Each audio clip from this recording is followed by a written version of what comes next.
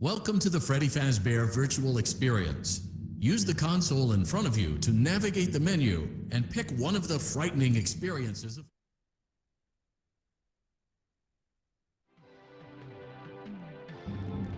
Welcome to the Freddy Fazbear virtual experience. Fazbear Entertainment is excited to join the digital age, and what better way to do that than with an edge-of-your-seat virtual reality experience.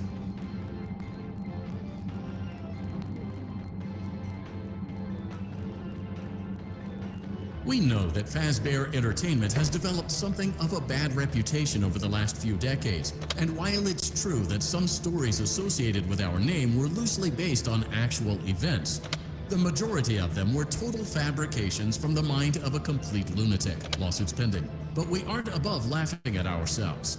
Ha ha ha. That's why we have recreated many of these completely fictitious scenarios, lies that you've been fed over the last several years, into a hilarious VR game, in the hopes that we can finally move past these childish ghost stories and develop a new relationship with you, as well as your kids. Don't forget the merch, perfect for birthdays. So sit back and enjoy a few scares. We do, however, ask that you agree to a simple waiver before you acknowledge that Fazbear Entertainment is not responsible for accidental digital consciousness transference, real-world manifestations of digital characters, nightmares, night terrors, night sweats.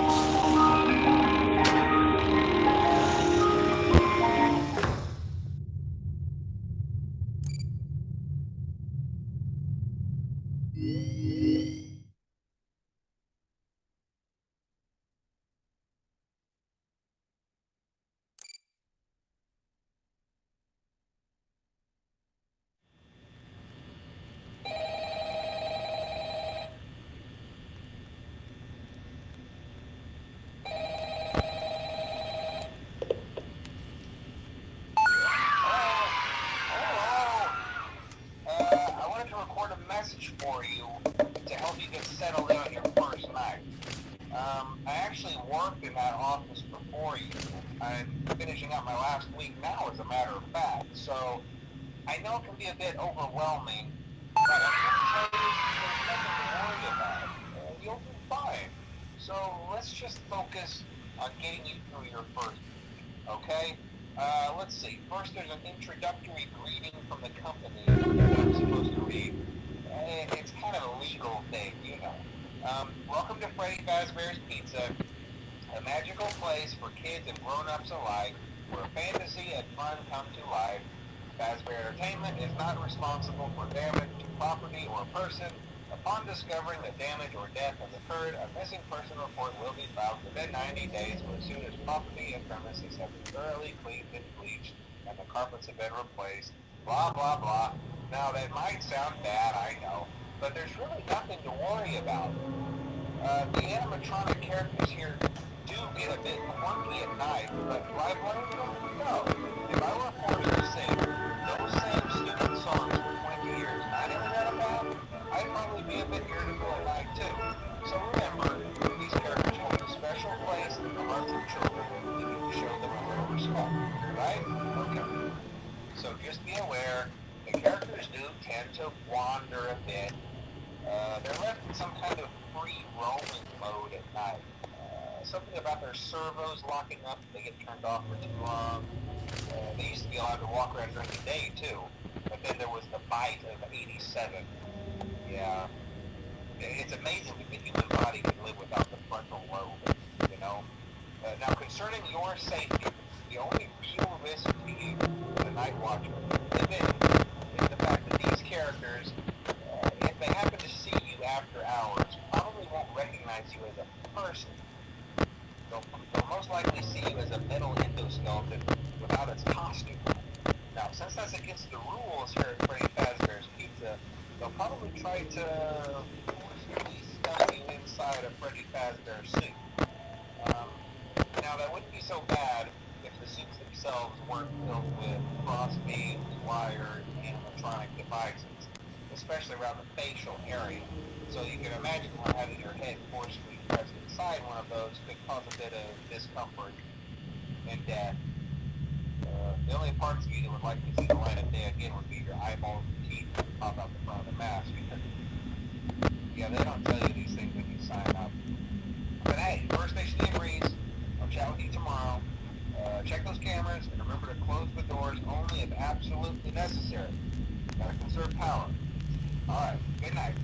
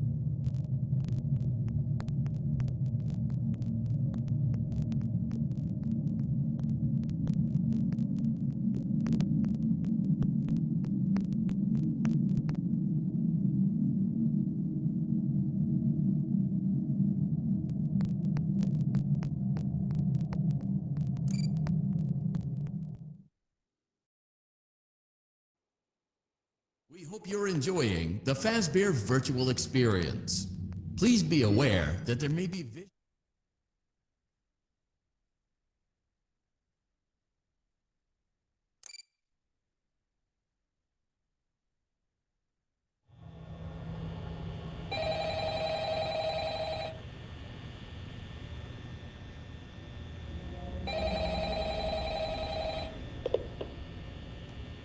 Hello? Hello? Well, if you're hearing this and you made it to day 2, congrats. I won't talk quite as long this time since Freddy and his friends tend to become more active as the week progresses. It might be a good idea to peek at those cameras while I talk, just to make sure everyone's in their proper place, you know. Interestingly enough, Freddy himself doesn't come off stage very often. I've heard he becomes a lot more active in the dark, though, so hey, I guess that's one more reason not to run out of power, right? I also want to emphasize the importance of using your door lights. There are blind spots in your camera view, and those blind spots have to be right outside your doors. So if you can't find something, or someone on your cameras, be sure to check the door light. You might only have a few seconds to react. Not that you would be in any danger, of course. I'm not implying that. Also, check on the curtain in Pirate Cove from time to time. The character in there seems unique in that he becomes more active if the cameras remain off for long periods of time. I guess he doesn't like being watched. I don't know. Anyway, I'm sure you have everything under control. Talk to you soon.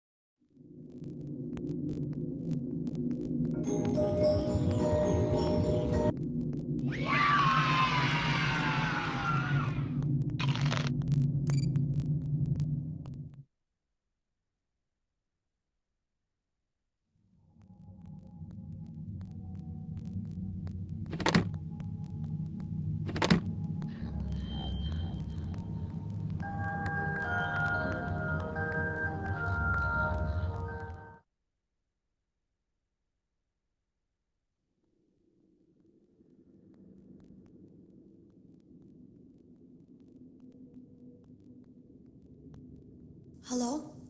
Can you hear me? Don't exit this room, okay? This isn't a mistake. This room isn't a mistake. I had to hide these logs away from the core gameplay files, in a place that only a beta tester would look, and in a place where the files could be protected. I just really, really hope that the next development team finds this before the game is released to the public. This game has some kind of malicious code in it that we haven't been able to fully contain or even understand for that matter. We're over budget and out of time. But that's not the reason that we're shutting down. Listen, I have to keep this short so the file size will be small enough to fly under the radar. There are more. They may not be in order. I saw it for the first time today. There was a character I couldn't make out who it was, standing at the end of the hall. I thought it was just bugged out, so I made a note of it and kept playing. But then it was looking in the window, and not like Chica or Bonnie would. It was like it was actually looking in the window, seeing what I was doing.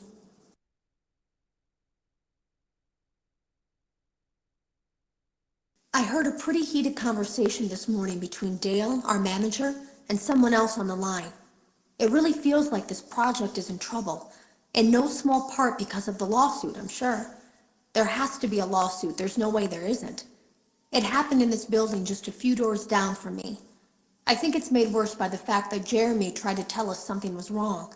But as a dev team, we all just saw it as a challenge to find what the problem was and fix it. Who could have known that?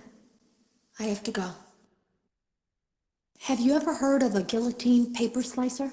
It sounds made up, but it's an actual piece of office equipment. I didn't even know we had one in the supply room. I guess they're more common at businesses that do a lot of graphic design work. I remember seeing one when I was still in school, and even then, I knew how dangerous it looked. I was always afraid of losing a finger. That seems so silly now. Jeremy used to do design work. I guess that's how he knew it was there.